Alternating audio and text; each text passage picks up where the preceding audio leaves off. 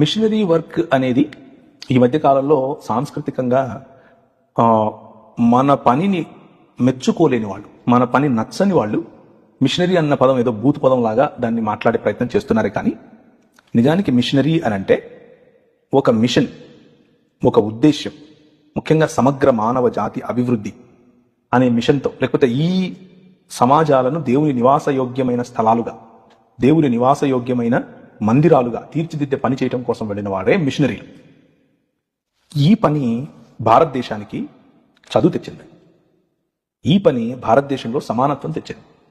ఈ మిషనరీ ఉద్యమం భారతదేశంలో సాంఘిక సంస్కరణలు చేసింది.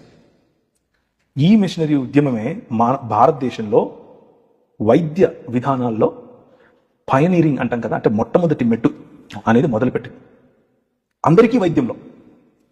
ఈ మిషనరీ ఉద్యమమే భారతదేశంలో ఆనకట్ట